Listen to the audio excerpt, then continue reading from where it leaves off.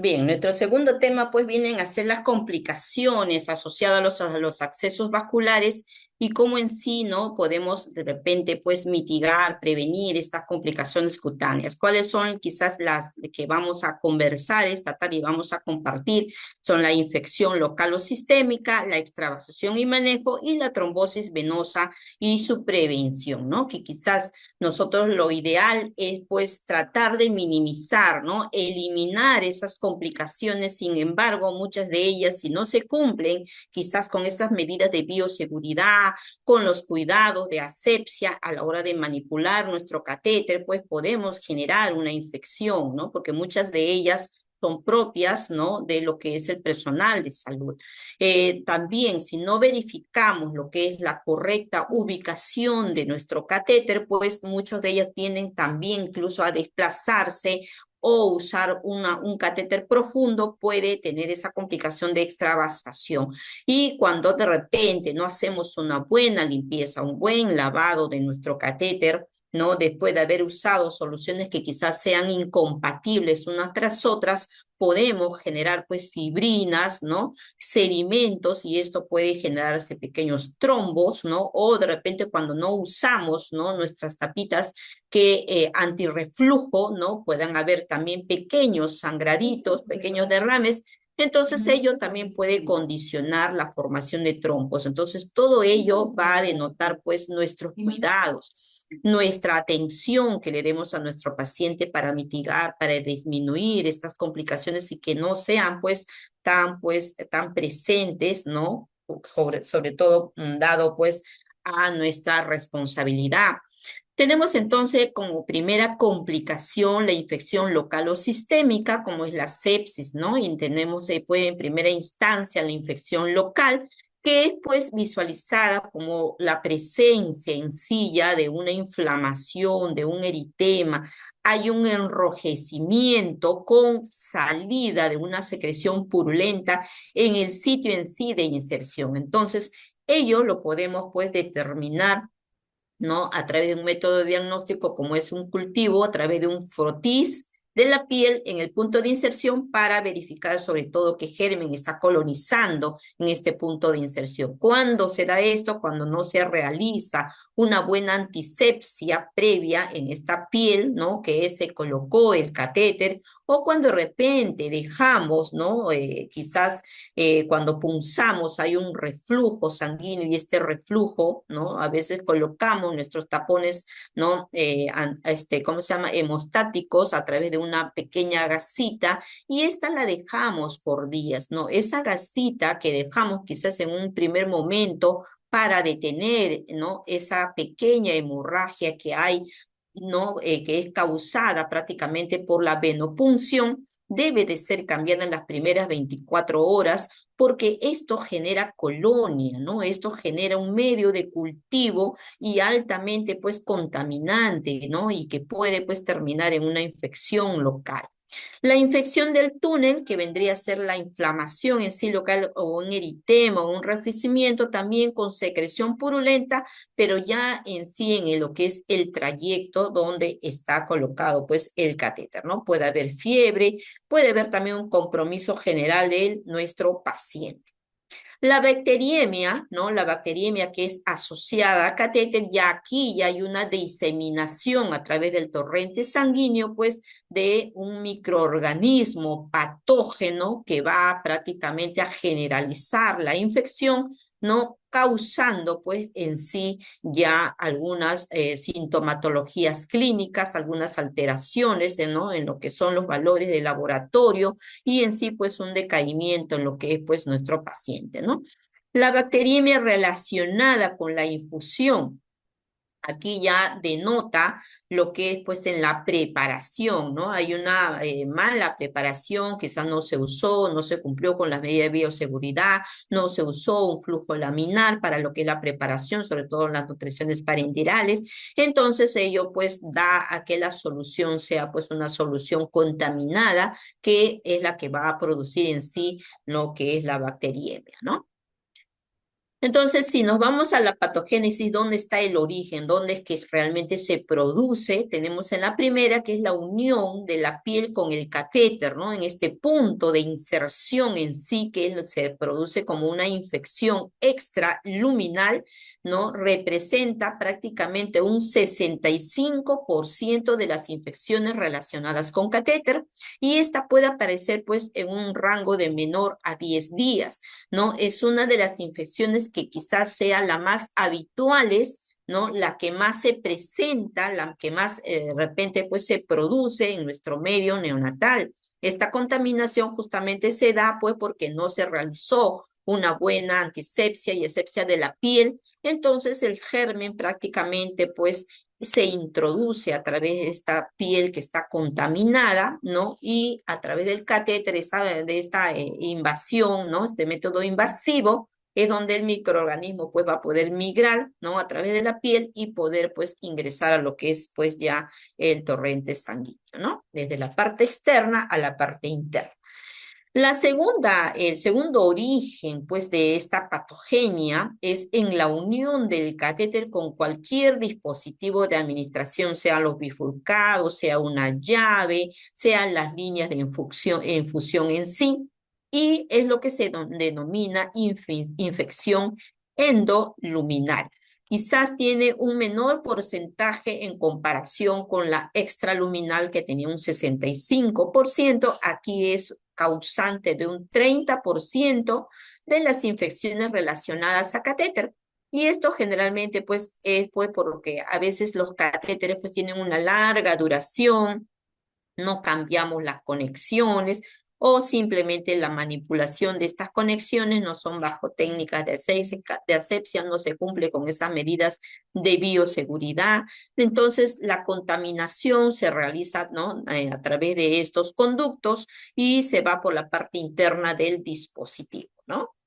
Luego, otra de las causas es la contaminación del líquido en sí de infusión, ¿no? Que como ya lo hemos visto, pues no se maneja, no se cumple con las medidas de bioseguridad en lo que es la preparación en sí de los fluidos, de la hidratación, de la nutrición parenteral, produciéndose pues en sí una contaminación porque esto va directamente pues al torrente sanguíneo, ¿no? Y lo que es la contaminación proveniente de las manos del personal, ¿no? Nosotros sabemos porque nuestra primera regla de oro, ¿no? Al ingresar a nuestro servicio, al ingresar a nuestro ambiente, al tocar a un paciente, es un correcto lavado de manos. Entonces, si no hacemos este correcto lavado de manos cumpliendo con esos 5 momentos, ¿no? Que ya tenemos que tenerlos presentes, entonces se puede producir, pues, esta infección, ¿no? O esta bacteriemia, ¿no? Y esto puede ser, pues, por la poca experticia que pueda tener el personal, porque de repente, pues, es nuevo, no conoce las normas, no conoce las técnicas, ¿no? La migración se produce desde las manos del personal de salud, pues, hacia lo que es, pues, nuestro paciente, ¿no? Entonces, es una medida pues prácticamente que debía de estar en cero, no debía de producirse, porque nosotros pues tenemos que dar salud, no tenemos que por el contrario pues producir una enfermedad, ¿no? O complicar a nuestro paciente. En cuanto al diagnóstico de la bacteriemia, tenemos pues el aspecto clínico y tenemos la parte de laboratorio. En la parte clínico es evidente este cambio, ¿no? Y quizás el personal que tenemos experiencia en lo que es este manejo de pacientes neonatales, vamos a ver esa diferencia, ¿no? El paciente pues va a ver un compromiso general del estado ¿no? de salud de nuestro paciente, lo vamos a ver decaído, pálido, de repente con tendencia pues a la hipoactividad, puede presentar apnea, puede irse, pues puede haber una inestabilidad térmica, pasar de una hipotermia a una hipertermia, puede haber una intolerancia oral, que quizás si antes veíamos que toleraba muy bien, ahora vemos pues que ya no tolera, que hay una distensión abdominal, ya vemos que hay vómitos, ¿no? Quizás hay cambios también en las características de las deposiciones, es decir, hay una serie, ¿no?, de sintomatología que vamos a poder determinar, incluso hasta el color de la piel, ¿no? Vamos a ver pues, una piel reticulada, ¿no? Y una alteración en lo que es el perfil de coagulación quizás también.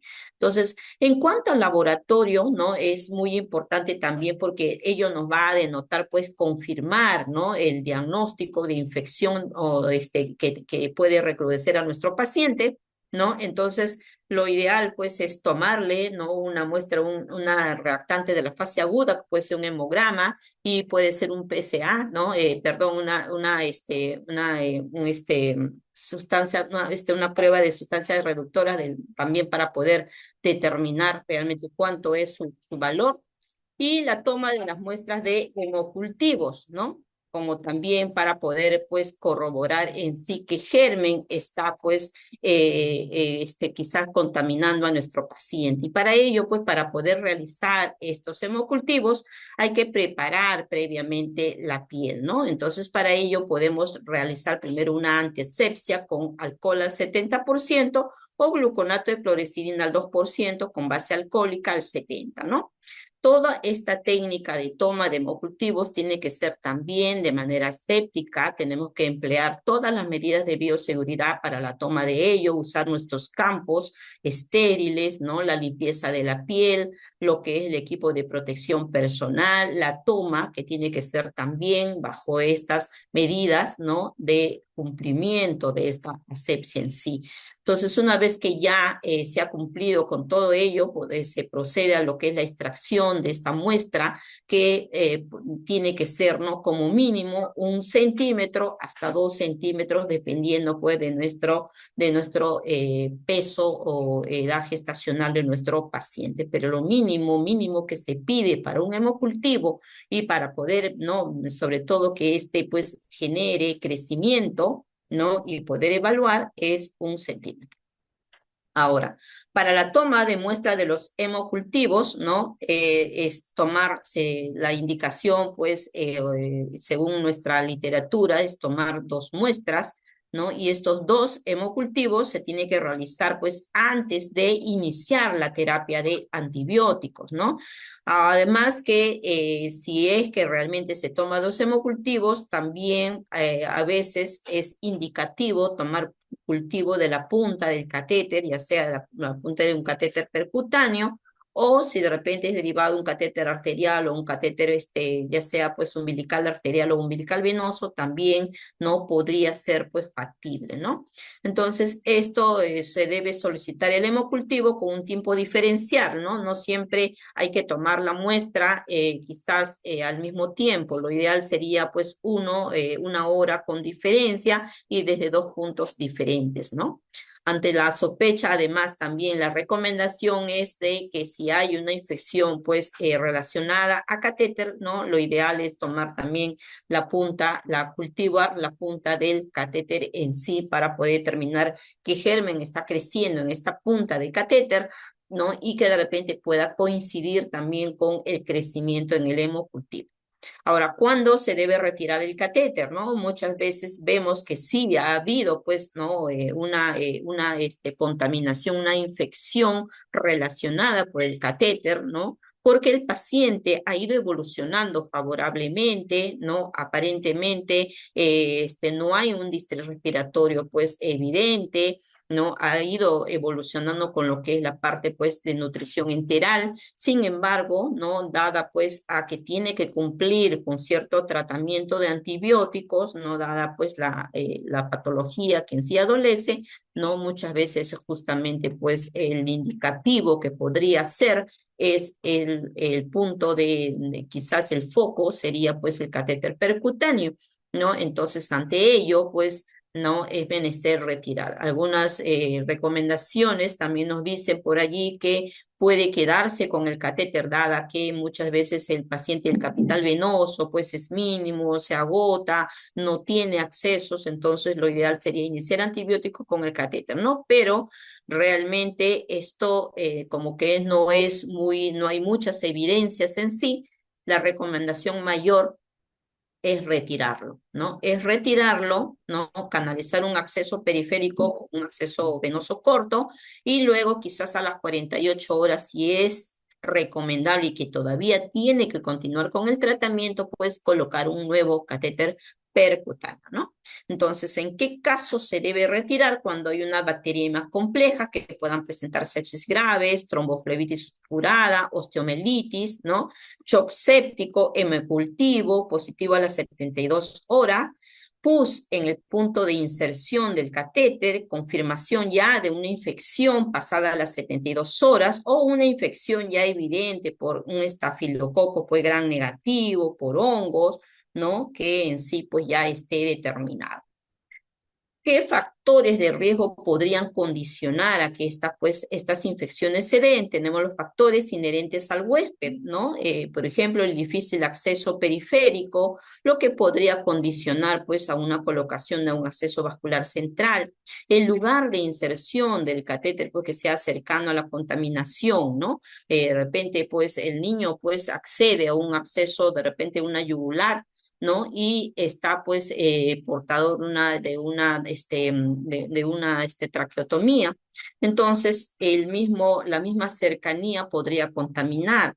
También, ¿no? En cuanto a qué miembros superiores e inferiores son más accesibles a poder contaminarse, el catéter es justamente en miembros inferiores. Entonces, todo ello vendría, ¿no? A ver en este punto. La enfermedad, ¿no? En sí, la patología, si es de corta o larga estancia, la edad del niño realmente, la edad gestacional, problemas de malnutrición, también son factores que condicionan, pues, a una infección. El estado inmunológico, sabemos pues que es en recién nacido, sobre todo pretérmino, cuanto menor sea la edad gestacional, cuanto menor sea el peso, es mayor pues la posibilidad de que pueda pues tener un sistema inmunológico, ¿no? Inmaduro y con ello pues condicionar o encontrarse prácticamente indefenso ante una imposible infección, ¿no? Ahora, con respecto también a la infusión, la incompatibilidad, ¿no? Muchas drogas son incompatibles, ¿no? Contienen soluciones alcalinas, altamente precipitantes, entonces muchos de algunos de estos componentes podría quedar en la luz, ¿no? Del catéter y podría condicionar también una infección, por eso es importante, ¿no? Emplear siempre la técnica push, stop, push, ¿no? Para poder sobre todo eliminar todos los restos de las soluciones de los antibióticos, ¿no? Que pudiera quedar esos restos en el interior de la luz y que podría pues condicionar pues a una infección, ¿no? La preparación de las soluciones que tiene que guardar todas las técnicas de asepsia y de bioseguridad para poder sobre todo pues asegurar pues que estas pues no sean contaminadas, ¿no? Los factores relacionados a los dispositivos intravenosos, ¿no? Lo que es la composición del catéter en sí, ¿no? Sabemos pues que ahora, bueno, ya tenemos lo que es el poliuretano, ¿no? Que se usa y que ha mejorado en lo que es pues su material, ¿no? En comparación ahora, por ejemplo, con la silicona.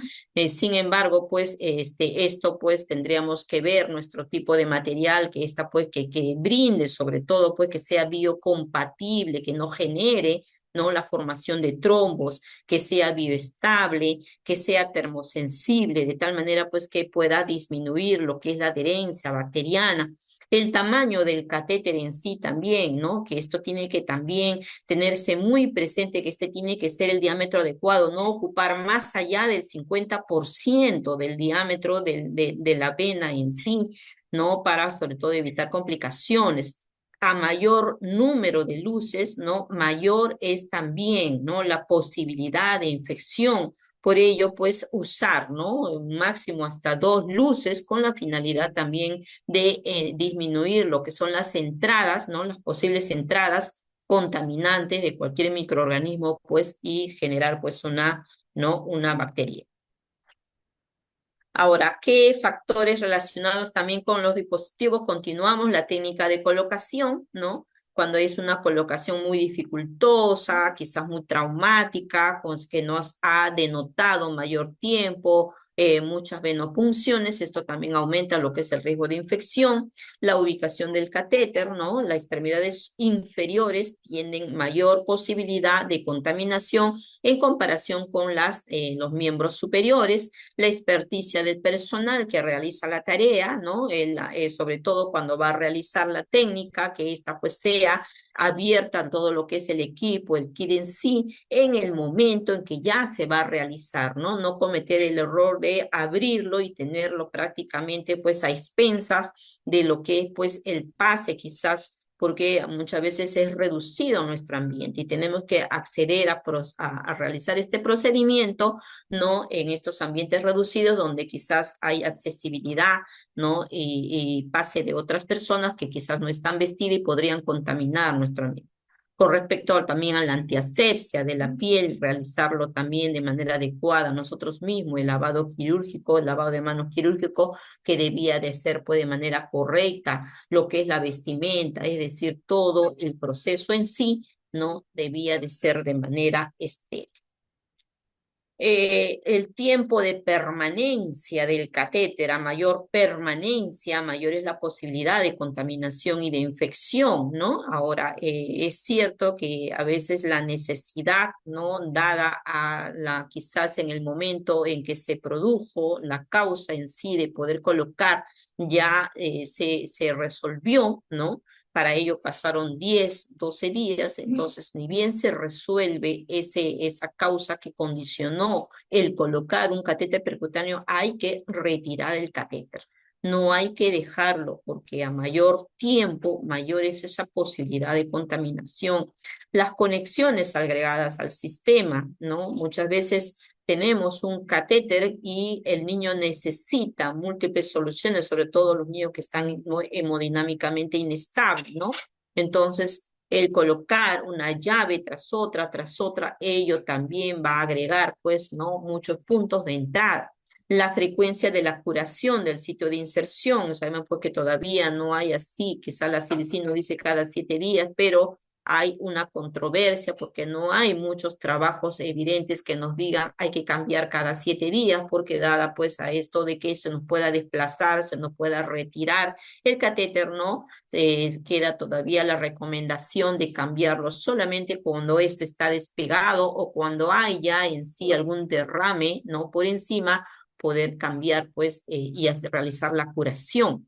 Y el recambio del catéter, ¿no? Esto también se debe de normatizar y verificar y ver realmente qué tan ¿no? Accesible, qué tan podría recomendarse el colocar un segundo catéter. Es en sí ¿no? Necesario volver a colocar un segundo catéter, dado que un primer catéter se retiró por infección o de repente simplemente, ¿no? Terminar la terapia con un acceso periférico corto, ¿no? Claro está que si el paciente en sí lo requiere, pues eso, ¿no? Se debe de normatizar en un protocolo para poder, sobre todo, pues todo, pues, quizás realizarlo, pues, de manera igual, ¿no?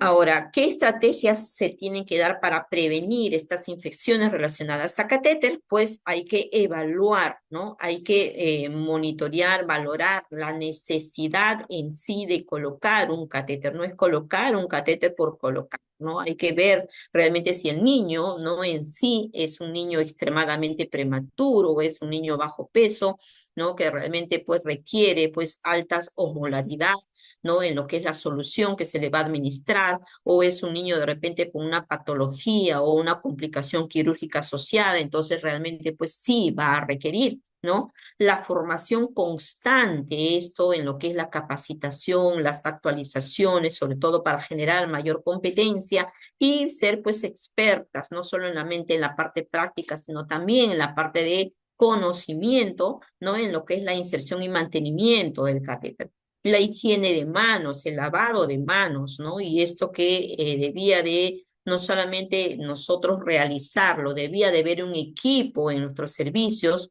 ¿no? Como son los comités quizás de infección, el comité de calidad, que debía de monitorear estos lavados de manos, no en afán de quizás una acción punitiva, ¿no? Y no te lavaste bien las manos, entonces vamos a castigarte de esta manera. No, es en aras de poder mejorar, de poder ver, ¿no? Determinar dónde estamos fallando en un quizás procedimiento tan práctico, tan usual, ¿no? Y sabiendo sobre todo, pues, qué importante es que debía realizarse al 100%, ¿no? Realizar este monitoreo, este checklist, y no solamente en el profesional de enfermería, en el profesional médico, en los interconsultantes que muchas veces llegan, ¿no? Y que manipulan a nuestro paciente sin haber tenido una correcta lavado de manos, ¿no? Los mismos, quizás tecnólogos médicos que llegan a tomar las placas radiográficas o las ecografías también, ¿no? Los dispositivos en sí, también todo ello cuenta, ¿no? Antes de la canalización del catéter es imprescindible, pues, ¿no? Siempre cumplir con lo que son las normas de antisepsia de la piel. Ahora, también hay que mantener esa técnica aséptica en todo momento, en lo que es pues la manipulación, la colocación pues de lo que son los fluidos, las hidrataciones, ¿no? Los cambios de gasa, lo que son pues los cambios quizás los bifurcados, ¿no? La desinfección adecuada, oportuna del catéter antes y después del cambio de los sesos, sobre todo de como estos la nutrición parenteral, las líneas que se tienen que realizar de manera diaria, hay que tener, ¿no? Esa técnica de poder desinfectar, ¿no? De poder realizar, pues, la limpieza, ¿no? De la parte quizás distal del catéter, ¿no? Con lo que son las toallas de clorexidina para poder insertar esta nueva, pues, este nuevo, pues, conexión, ¿no? Conector. Uso de apósitos o gasas transparentes semipermeables, porque ello también nos va a permitir, ¿no? Visualizar en sí cómo está la zona, cómo está la piel, realmente si esta, pues, está con buenas características, o ya de repente la estamos observando, pues, que hay un punto, ¿no? Quizás de rebosamiento o una salida de alguna secreción. Por ello es muy importante usar las gasas transparentes y que estas se mantengan limpias, ¿no? No despegadas, que no haya humedad. Entonces, porque ello va a denotar realizar que se tenga que hacer una curación, ¿no? Y lo que es, pues, la recomendación, usar pues, los ultrasonidos como guía para la colocación de los catéteres, sobre todo porque ya hemos visto que asegura la efectividad del ingreso y la ubicación correcta de nuestros catéteres y evita sobre todo las complicaciones, ¿no? Entonces, las ampollas de vidrio, de plástico, deben de ser usadas únicamente para el momento, ya sea en lo que es como diluyente, en una ampolla, ¿no? O de repente en un cloruro de sodio de 100 cc, usarla para las 6 horas que quizás que tenemos y eliminarlas, ¿no? Y estas debían de ser también únicas y exclusivamente para nuestro paciente, ¿no? Retirar cualquier catéter que ya se haya cumplido y no dejarlo porque de repente creemos que nos pueda servir más adelante. No, hay que retirarlo de manera inmediata, ¿no? Y sobre todo, pues, el uso, pues, de los bundles, ¿no? Que realmente es muy recomendable, ¿no? Como un manejo de poder evitar estas complicaciones, ¿no? Bacteriemia cero. Eso debía de ser nuestra finalidad, nuestro objetivo desde el momento en que colocamos un catéter, porque ello denota un fin benéfico para nuestro paciente. No es aumentarle una complicación, ¿no? Dada pues a que de ello se deslice pues o se desligue una imposible infección, ¿no? Con respecto a la curación, ya hemos visto, no hay un consenso todavía, la CDC dice cada 7 días, hay muchas recomendaciones, pero todavía no hay nada, todavía en nuestro protocolo va a ser de acuerdo pues a nuestras consideraciones como grupo, nuestros servicios, ¿no? Realmente se recomienda limpiarla y curarla cuando el apósito esté sucio, despegado, o se denote que haya pues humedad. Y además sí es recomendable que si ha habido una pequeña hemorragia a la hora de la inserción del catéter en su inicio, allí sí a las 24, máximo 48 horas, hacer ese cambio de ese apósito o de esa gasa que se ha colocado como un tapón para poder detener el sangrado, porque ello sí puede terminar, ¿no? Una colonia más adelante. Nuestra segunda complicación es la extravasación, ¿no? Y para ello tenemos que diferenciar una extravasación de una infiltración. La infiltración es prácticamente cuando hay una fuga de la solución que puede ser pues no vesicante, ¿no? No es irritante, ¿no? Y esto pues da hacia los tejidos, ¿no? Circundantes, ¿no? Entonces esto en un inicio que se va a ver aparatoso porque se va a ver pues ¿no? Un bracito pues doblemente en volumen, ¿no? Generalmente son benignos, ¿no? Hay que hacerle pues alguna causa, alguna compresión de las estructuras nerviosas o puede producir un síndrome compartimental, ¿no? Con quizás un aumento, ¿no? En cuanto al volumen de lo que es la parte pues muscular y puede haber dolor, puede haber también pues alguna inflamación, pero esto disminuye en sí, ¿no? Sin embargo, una extravasación ya vendría a ser pues una infiltración, pero esta infiltración ya es con una solución vesicante, ¿no? Con líquidos o con fármacos que van a producir pues una necrosis cística, ¿no? Y lo vamos a observar desde un inicio, ¿no? Porque los tejidos lo vamos a visualizar pues en un momento pues blanquecino, luego se va formando una areola media negruzca y luego ello pues se va a tornar, ¿no? Medio violáceo, cambiando el color para poder terminar ya en sí en una necrosis, ¿no? Esto pues causa pues realmente un dolor en un inicio, pero si está dependiendo, ¿no? De la profundidad, muchas veces si es tercer grado ya el paciente ni va a sentir el dolor, ¿no?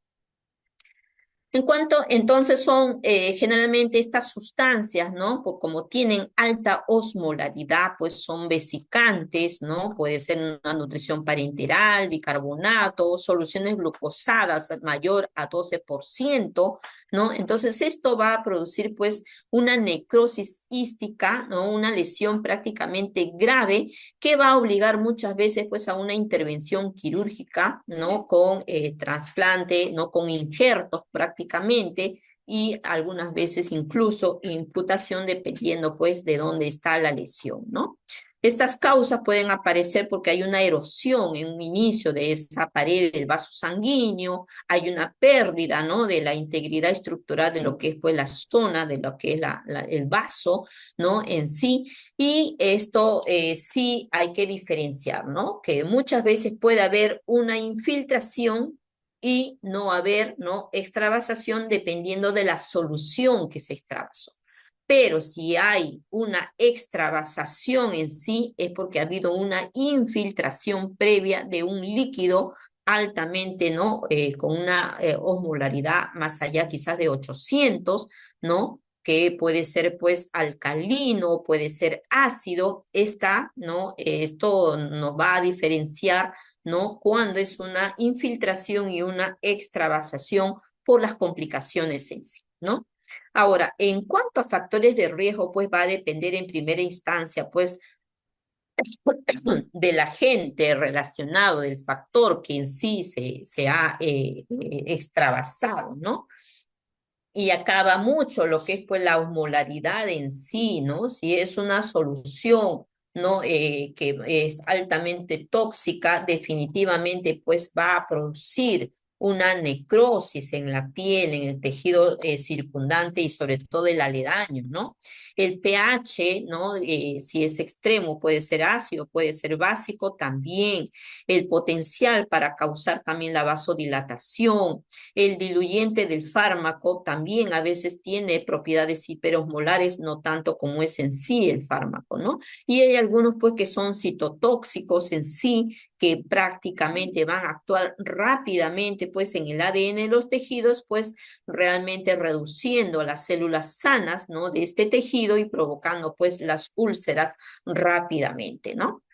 Ahora, con respecto a lo que es factores relacionados al paciente, pues cuanto mayor, pues mayor edad extrema tenga el niño, ¿no? Cuanto menor sea esa edad gestacional, menor del peso, pues sabemos porque ese tejido todavía es inmaduro, la piel es inmadura, rápidamente se puede producir la extravasación, ¿no? Y la necrosis, ¿no? La inmadurez de la piel, la fragilidad de su capital venoso, ¿no? La enfermedad vascular periférica en sí que pueda tener, ¿no? La circulación anormal en la extremidad, pacientes que de repente están pues bajo una sedación, ¿no? Bajo técnicas de reanimación, ¿no? Y sobre todo pues la incapacidad de poder determinar realmente qué tanto dolor puede pues sentir el niño, ¿no? Cuando de repente, a diferencia de un niño que ya desde un primer momento te va diciendo me duele, ¿no? En estos niños hay que aprender a leer a nuestros niños y leer a través de sus gestos, de sus muecas, de sus funciones vitales, como en sí, ¿no? Si hay una taquicardia, el niño está entrando, pues, y sobre todo cuando coloca usted alguna solución, vamos a ver la diferencia en sus gestos. Eso hay que aprender a diferenciar para poder determinar qué está pasando con este absceso, ¿no? Ahora, factores relacionados con el procedimiento, el sitio de inyección también, ¿no? Las venas del dorso de la mano, del pie, muñecas, tobillos, pues hay que evitarlas, ¿no? En la mayoría de los posibles, ¿no? El tipo de cánula o de la aguja, ¿no? Las cánulas de silicona o de teflón, que serían pues las que quizás sean las más adecuadas, valorar también el diámetro de la vena, ¿no? Como ya hemos visto, solo tiene que ocupar el 2/3 de la vena. El uso de una bomba de infusión es muy, muy importante, ¿no? Porque ello también va a denotar a que esta solución, sobre todo, pues pase adecuadamente y dada la presión, muchas veces también nos puede alertar, ¿no? Contenciones de agentes vesicantes, ¿no? La concentración de agentes vesicantes y electrolitos también en sí. Factores relacionados con el procedimiento, la permanencia del catéter, quizás la duración de la infusión, la cantidad del agente extravasado, cuanto mayor sea el agente, mayor pues va a ser pues, ¿no? Las secuelas, la duración de esta exposición tisular, correcta técnica de inserción y el equipo pues capacitado y experimentado sobre todo para poder pues al toque actuar en el momento en que se determinó, ¿no? ¿Cómo detectar ahora cuando una zona está pues en aras de poder pues extravasarse? Va a haber un dolor quemante o punzante en el sitio, ¿no? Quizás es un poco complicado poder, ¿no? Determinar este punto en nuestro recién nacido, pero lo podemos ver a través pues de sus gestos, ¿no? Quizás de sus funciones vitales cuando administramos, ¿no? Una solución. Podemos observar también un eritema, ¿no? Cambio de coloración en la piel, dolor en la palpación, falta de retorno venoso en la vía, ¿no? Además también, ¿no? Va a haber una resistencia al inyectar el fluido, ¿no? Puede haber pues de repente la solución, ¿no? Es un tanto difícil, entonces va a haber un poco de resistencia, ¿no? Ampollas puede aparecer también en lugar de la inserción, ¿no? La induración, que también pues, puede anticipar a una ulceración, la pérdida del color, la temperatura, también es evidente, ¿no? En una extravasación. Luego ya se puede formar una úlcera necrótica, amarillenta, fibrosa y terminar pues en sí en una flebitis, ¿no? Puede haber una parestesia y terminar en una infección, ¿no? ¿Qué tratamiento se le tiene que dar? Primero, pues hay que interrumpir la infusión de los fluidos a administrar sin retirar el catéter, ¿no? ¿Qué más tenemos que hacer? Tenemos que aspirar la mayor cantidad posible de ese fármaco extravasado. A veces podemos, ¿no? Es factible, ¿no? Poder, pues, retirar la mayor cantidad de ese agente que está causando esta extravasación, ¿no? Y siempre que sea posible, pues si es en la medida de nuestras posibilidades, inyectar un suero, solución salina a través de esa vía para facilitar sobre todo pues que se pueda diluir este medicamento, ¿no? Altamente osmolar a través pues de esta inyección de solución salina, ¿no? Ahora, en cuanto a inyectar el antídoto, esto de acuerdo a nuestras posibilidades, ¿no? Es recomendable, lo vamos a ver más adelante. Levantar la extremidad dañada por encima del nivel también del corazón, ¿no? También es otra recomendación en caso de una extravasación, ¿no? Y retirar el catéter, ¿no? En caso ya hayamos hecho todo lo anterior, se retira lo que es ya el catéter.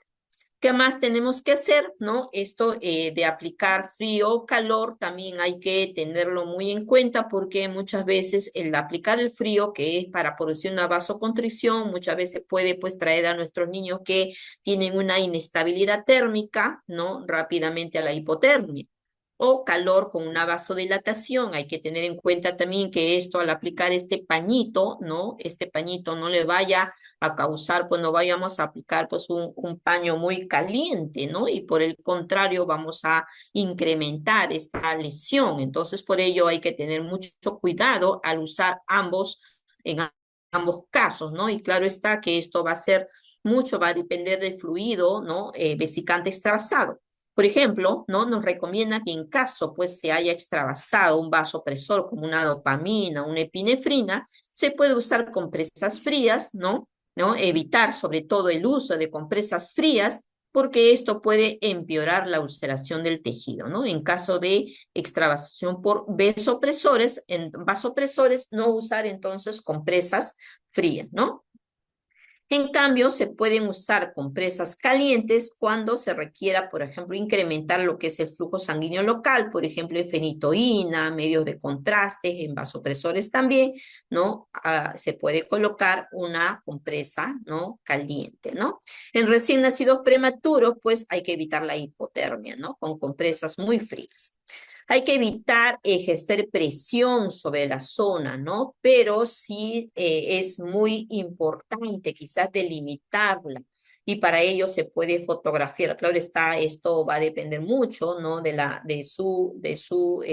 protocolo, de lo que es el tratamiento en extravasación, ¿no? Para poder sobre todo delimitar, ¿no? Esta zona que en un inicio quizás era muy amplia, ¿no? Y con el tratamiento posterior puede ir reduciendo esta hasta quedar solamente como una huella, ¿no? Por ello es importante siempre delimitar.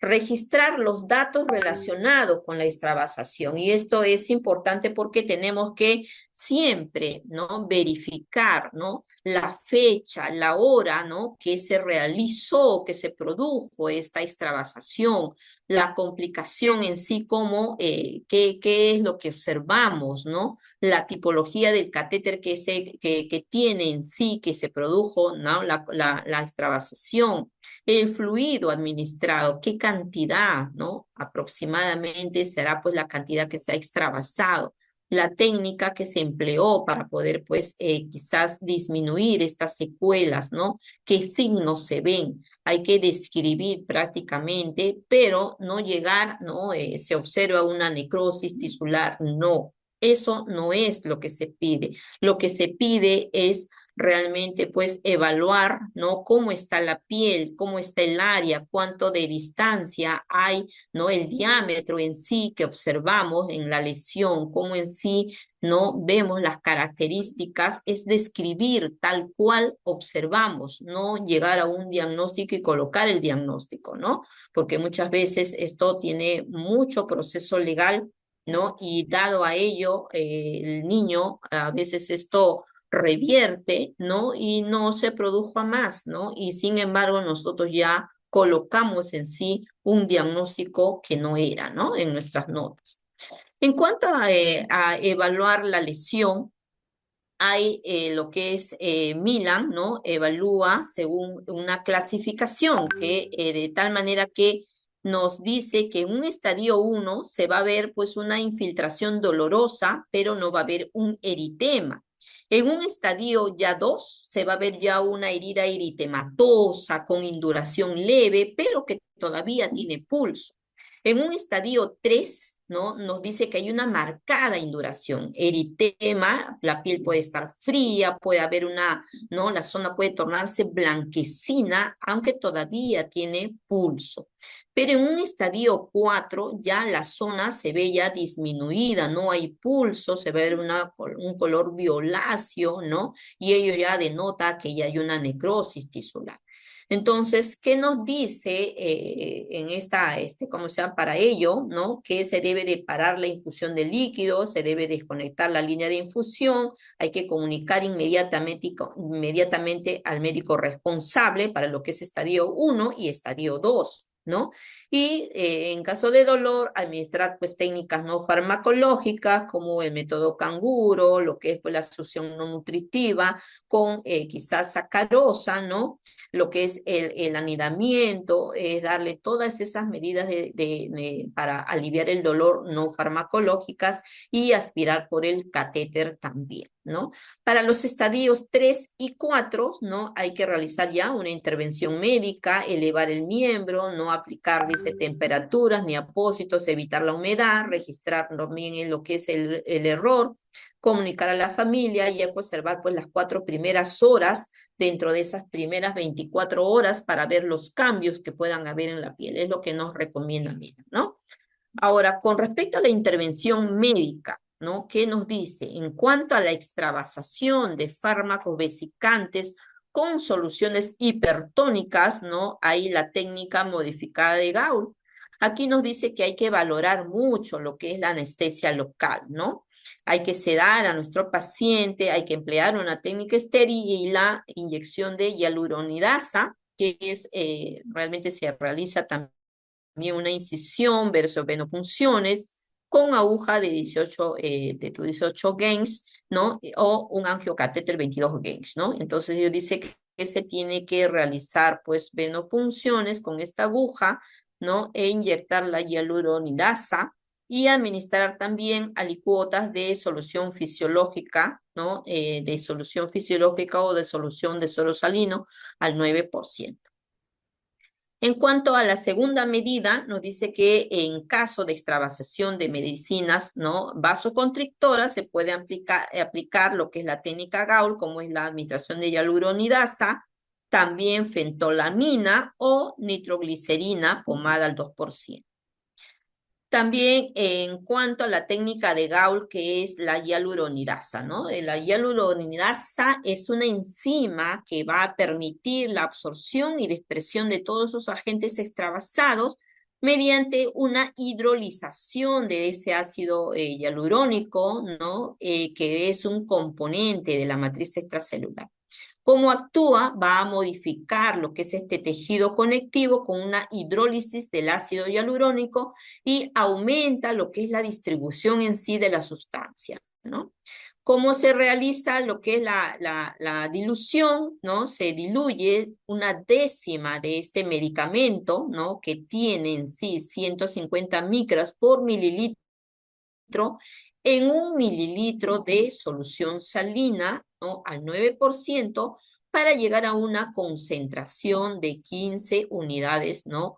Por milímetro, ¿no? ¿Cómo se administra? Por inyecciones subcutáneas, ¿no? En el sitio de extravasación de 2 décimas, ¿no? O a través de la cánula, ¿no? A través de la cánula se administra, si es que no se ha retirado y si es que tenemos a la mano este medicamento, ¿no? 2 décimas, pero no olvidar que este medicamento, pues hay que diluirlo previamente, 1 décima en 1 centímetro de solución salina al 9%. Claro está que este es un tratamiento médico y que no podemos actuar nosotros, ¿no? De manera, pues, fuera si no hay una indicación médica, ¿no? Con la fentolamina es otra de las técnicas, ¿no? Que es un antagonista de los receptores alfa-1 adrenérgico y es un antídoto también, pero para los agentes vasopresores, ¿no? Que dice en cuanto a lo que es su acción, que produce una vasodilatación y a través de ella puede pues disminuir lo que es pues esta isquemia, ¿no? Y esta posible necrosis del tejido extravasado. Su efecto es más eficaz si es que se realiza este tratamiento dentro de las primeras 12 horas. Claro está que hay que monitorear porque uno de los efectos secundarios, creo, en administrar esta fentolamina es pues la hipotensión y la taquicardia, ¿no? ¿Cómo se realiza? Se diluye 5 miligramos en 10 cc de cloruro de sodio al 9% y también se administra, ¿no? Subcutáneamente en este sitio de extravasación, ¿no? Sin pasar de 1 o 2 décimas de miligramo por kilogramo de peso, con un máximo de 5 miligramos, ¿no? Entonces también es otra alternativa en caso de que haya una extravasación por vasopresores, ¿no? En cuanto a la nitroglicerina, que es una pomada al 2%, actúa como un vasodilatador de los capilares y reduce lo que es también la isquemia, ¿no? Se debe aplicar este ungüento sobre esta zona comprometida cada 8 horas, ¿no? Esta pomada tópica tiene, pues, se puede aplicar como parche de 5 miligramos por día, ¿no? Claro está, cada 8 horas. Ahora, hay agentes reportados, extravasados, cómo se debe de realizar. Entonces tenemos, por ejemplo, si hay un agente extravasado, ¿no? Por ejemplo, vasopresores, dentro de ellos tenemos pues la norepinefrina, la epinefrina, dopamina, vasopresina, ¿no? Dentro de ellos, ¿cuál es el manejo farmacológico? Administrar la fentolamina, como ya hemos visto, y ungüento de nitroglicerina al 2%, ¿no? Con respecto al manejo no farmacológico, compresas tibias, ¿no? Elevación de la extremidad, ¿no? Y una interconsulta cirugía si es que se observara que hay un síndrome compartimental, ¿no? En cuanto a ácidos, como por ejemplo, tenemos la miodorona, la gentamicina, el metronidazol, vancomicina, ¿no? Ello se puede disminuir, ¿no? O tratar con la hialuronidasa, ¿no? También dentro del manejo no farmacológico con presas tibias y elevando en sí la extremidad. En cuanto a medicamentos alcalinos, tenemos el aciclovir, fenitoína, fenobarbital. Realmente estos medicamentos son altamente pues, corrosivos, entonces pueden provocar pues, ¿no? Extravasaciones, si es que se da, ¿no? Necrosis. Entonces, ¿qué se administra? Hialuronidasa, ¿no? Compresas tibias y elevación de la extremidad. Y en cuanto a soluciones hiper o hipoosmolares, ¿no? Por ejemplo, nutrición parenteral, medio de contraste, ¿no? Cloruro de calcio al 10%, gluconato de calcio, también dextrosa al 10%, ¿no? Potasio, magnesio, ampicilina, bicarbonato de sodio. ¿Cuál es el tratamiento que recomienda? Tenemos la hialuronidasa, nitroglicerina tópica al 2%, ¿no? Sobre todo, pues, si se ha empleado, se ha hecho la extravasación por un medio de contraste, ¿no? Y en cuanto a las medidas no farmacológicas, tenemos elevación de la extremidad, ¿no? Se puede colocar compresas frías si es que este agente, ¿no? Que ha provocado extravasación es un valproato sódico o guajiminina. En cambio, ¿no? Para todo lo demás, compresas tibias, ¿no? Entonces, esto sería en cuanto a lo que son los agentes. Y si tenemos, por ejemplo, extravasaciones de gran volumen, ¿no? También, ¿no? Milan nos dice que se puede emplear lo que es el pinchazo múltiple, valorar la anestesia local, la sedación, técnica estéril, medidas de confort, funciones con aguja de 18 Gauge alrededor de la zona edematosa, permitir un drenaje libre y se recomienda envolver con apósito de gasa, ¿no? Es lo que nos dice Milan. Realmente para nosotros las experiencias que tenemos es que lo ideal es que una vez que se ha producido hay que inmediatamente, ¿no? Suspender lo que es la infusión, aspirar esa posible, ¿no? Resto de solución que se pueda, la mayor cantidad posible, ¿no? Administrar la solución salina, ¿no? En alicuotas de 1 o 2 centímetros con la finalidad de poder diluir esa zona. Aplicamos compresas tibias y elevamos la zona por encima, ¿no? Del nivel de lo que es el corazón, ¿no? Es la técnica realmente y sí hay que informar inmediata al médico, ¿no? La información es con la finalidad de que haya una evolución, una evaluación previa, una evaluación, ¿no? Durante esas primeras 4 horas y luego, ¿no? Hacer, si es posible, ¿no? Una interconsulta con cirugía plástica si es que la lesión realmente fuera, pues, una extravasación y terminar en una necrosis, ¿no? Realmente, pues, no se debía de presentar, quizás esto ha disminuido en comparación con los años anteriores, ¿no? Pero todavía se produce, quizás pocos, pero se produce. ¿Cómo prevenir la extravasación, no? Esto es la responsabilidad 100% del profesional de enfermería, ¿no? Sobre todo en lo que es, pues, la verificación de su catéter, que este esté bien ubicado, ¿no? En cuanto también a conocer, ¿no? La solubilidad de sus medicamentos, ¿no? La osmolaridad, el pH, ¿no? La incompatibilidad de uno tras del otro, comprobar que este medicamento pues sea diluido antes de la perfusión, no administrarlo puro, ¿no? Y esto yo creo que es una recomendación que está de más, ¿no? Porque todos diluimos nuestros medicamentos. Emplear generalmente catéteres venosos centrales, ¿no? Y que estos estén correctamente ubicados. Elegir los catéteres pequeños para reducir el traumatismo de la vena, sobre todo, pues, y permitir que haya una buena circulación, un buen flujo y que no haya daño de la íntima de la vena, ¿no? Entonces, por ello es muy importante conocer el calibre, ¿no? De nuestro vaso para poder, pues, elegir correctamente, pues, el tamaño también de nuestro catéter, ¿no? Seleccionar adecuadamente la zona de punción, evitar las múltiples venopunciones también, porque eso también daña el capital venoso de nuestro paciente.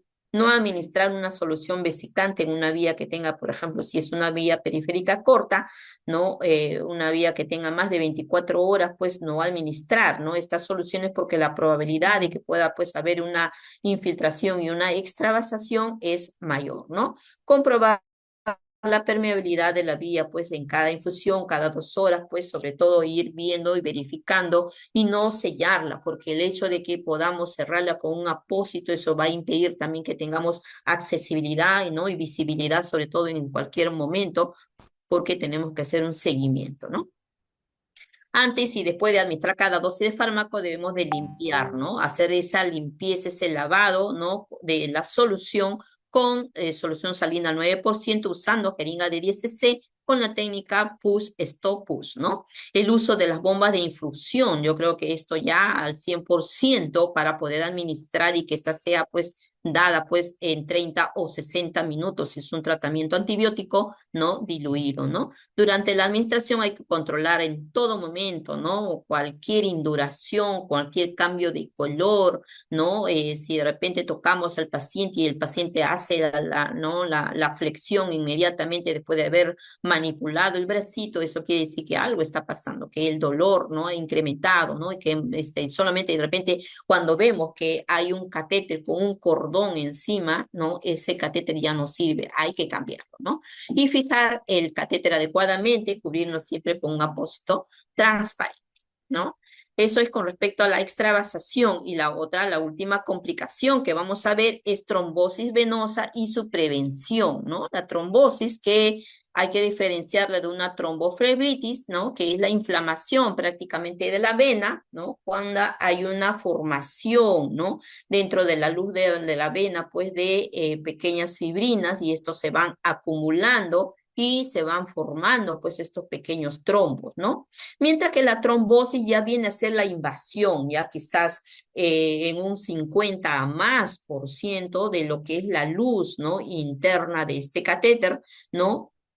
Generalmente, pues, por red de fibrinas o plaquetas, pues, cuando de repente, pues, hay pequeños retornos venosos, ¿no? Entonces, claro está que cuando colocamos un acceso, dado que es un agente extraño, que no es un agente propio, nuestro organismo, pues, lo va a reconocer, pues, como un agente extraño y de todas maneras se va a desencadenar, ¿no? Una red de macrófagos que van a, pues, quizás en un inicio rechazar el mismo, pero dada quizás a la biocompatibilidad del material, a la bioestabilidad y a toda esa quizás sensibilidad que tiene el material en sí, ¿no? Luego que entra en contacto puede ser pues adherido y ya no formarse, pero de todas maneras en un inicio se va a formar, ¿no? Pequeñas proteínas que son las mediadoras, van a formar fibrinas, fibrinógeno, fibronectina, ¿no? Y esto quizás dependiendo también de nuestro paciente, de cómo son, pues, cómo están sus valores, esto puede incrementarse o quizás en un momento dado ya no ser quizás un formador de una trombosis, ¿no? Entonces, la trombosis cuando se da en vena cava superior puede ser asintomática, pero se puede ver pues un edema de cuello, puede haber también un edema en lo que es la fascie, ¿no? O en la zona superior del tórax, ¿no? Y puede haber también una insuficiencia cardíaca aguda. Pero si se da en los miembros, aquí ya es más evidente, aquí se va a ver ya cambio de coloración, ¿no? Puede haber tumefacción, puede haber edema. Puede haber aumento de la temperatura, incluso hasta cianosis, ¿no? Entonces es muy evidente cuando haya una trombosis porque vemos pues que el brazo se va tornando violáceo, va cambiando de coloración, se va tornando quizás una diferencia puede ser más frío, ¿no? Dada pues a que ya hay menor pues lo que es la circulación sanguínea, ¿no? Se va cortando, entonces eso quiere decir que un trombo puede haber pues quizás llegado a esa zona y estar impidiendo pues que haya pues una buena pues una buena circulación, ¿no? En cuanto al tratamiento para la trombosis asintomática, pues solamente son cuidados de soporte, hay que monitorear siempre, ¿no? El tamaño del coágulo y en caso, pues veamos, pues que este es evidente por el catéter venoso central, pues hay que retirarlo. Claro está que hay que asegurarnos que ello lo haya causado, ¿no? Y si esto ya progresa, se tiene que ya instalar un tratamiento anticoagulante, ¿no? Cuál es en sí heparina no fraccionada, ¿no? La cual se va a administrar en un inicio de 75 unidades por kilogramo en bolo, 10 minutos, y luego se puede mantener una dosis de 28 unidades por kilo por hora, ¿no? También quizás en lo que es el grupo neonatal se usa mucho la enoxiparina, ¿no? Que es más práctica su uso, la dosis de 1.5 miligramos por kilo por vía subcutánea cada 12 horas, ¿no? Y realmente pues esa dosis puede ser muy útil, sobre todo se ha visto que en niños prematuros o en niños muy pequeñitos, ¿no? Se puede usar una dosis de 1.7 miligramos por kilo, ¿no? Si el niño pues es un niño a término y de 2 miligramos por kilo en niños pues pretérminos, ¿no? ¿Cómo se previene? Claro está, verificando siempre antes de administrar una solución, pues que esto haya tenido pues una buena dilución para no ser muy concentrada lo que es el tratamiento en sí, ¿no? Hay que también controlar lo que es el buen funcionamiento, ¿no? Los límites de presión de la bomba, ¿no? El goteo en sí, ¿no? Cuando se administra. Hay que cuidar también elegir las jeringas adecuadas en lo que es la administración de medicamentos. Sabemos pues que a mayor número de lo que es el calibre de la vena, pues, perdón, de la jeringa, ¿no? La presión es menor, ¿no? En cambio, si usamos una jeringa quizás de 3 de 1 centímetros, va a haber mayor presión y mayor puede ser también la forma quizás de si esta fibrina, ¿no? De llevarla pues a los puntos quizás no tan buenos, ¿no? Entonces por ello, ¿no? Y sobre todo también pues podemos también causar pues roturas, ¿no? De nuestro catéter. Ante el sonido de la alarma de la bomba, también hay que ir y verificar realmente qué es lo que le está causando, por qué sonó. A veces dice oclusión y nosotros pensamos, de repente ha doblado el brazo y simplemente no, hay que hacerle un seguimiento exhaustivo porque simplemente hemos visto que la luz de nuestro catéter, sobre todo si es un catéter de un French, tiene una luz interna de 0.18, nada más, y ahora de un catéter de 2 French, 0.3, imagínense en ese lumen tan diminuto que haya por allí restos de un medicamento y que esto pues se vaya a concentrar con fibrinas, ¿no? Y entonces realmente va a ocluir, ¿no? Esa luz y si nosotros realmente no verificamos, no estamos con ese seguimiento, al tratar de permeabilizar y empujar con una jeringa de 3 centímetros que no se debe de usar, podemos pues no migrar ese trombo hacia no zonas no aledañas, ¿no?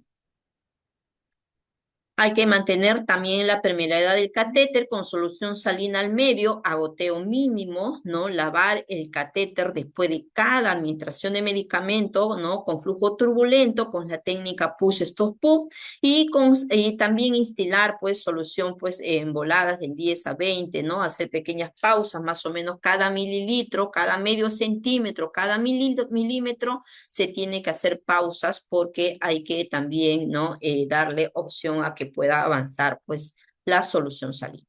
Bien, hasta allí con este segundo tema, ¿no? Tan importante como es y sobre todo, pues, conocer sobre todo las medidas de prevención, cómo prevenirlas para que éstas no se presenten. Todo está prácticamente en nuestras manos, el hecho de poder evitarlas, ¿no? Tanto en la infección, en la extravasación, en lo que es evitar la formación de trombos, ¿no? Son prácticamente, pues, medidas preventivas que tiene que tener muy en cuenta, ¿no? El personal de enfermería que maneja, pues, estos catéteres percutáneos, ¿no? No sé si tendrán alguna consulta. De repente ya manejamos, ¿no? Nuestros catéteres y esto de las infecciones. Sí, muchas gracias a la licenciada Kikia, me dice que fue muy explicativa. Muchas gracias por ello. Realmente el hecho de compartir, ¿no? Todas estas quizás ponencias en esta tarde es con el beneficio, ¿no? Que nos da así esa especialización de podernos ampliar en conocimientos y poder sobre todo pues tener a la mano, ¿no? Estos conocimientos actualizados para poder impartirlo en nuestros servicios, ¿no? Yo sé que muchas veces quizás no tenemos el material adecuado, que quizás si tuviéramos seríamos pues expertas y manejaríamos, ¿no? Como se dice al 100% nuestros catéteres, ya no sería pues la técnica ciega, ¿no? Y evitaríamos nuestras complicaciones, pero lo ideal pues es que nosotros, el personal de enfermería, tenemos que trabajar óptimamente en todo momento con los pocos o muchos recursos que tengamos en nuestros servicios y hacerlo siempre de manera segura, ¿no? Y correcta para nuestros pacientes. Bien, creo que no hay preguntas. Sí, Magíster Zully, le agradezco el tiempo brindado. Muchas gracias por la excelente ponencia. Bueno, estimados participantes, Muchas gracias a ustedes. Muchas gracias, licenciada Misama. bueno, estimados Gracias, me despido participantes, entonces de ustedes. Hasta otra oportunidad. Muchas gracias también a la entidad así de especialización. Muchas buenas gracias. noches, Magíster Zully, muchas gracias.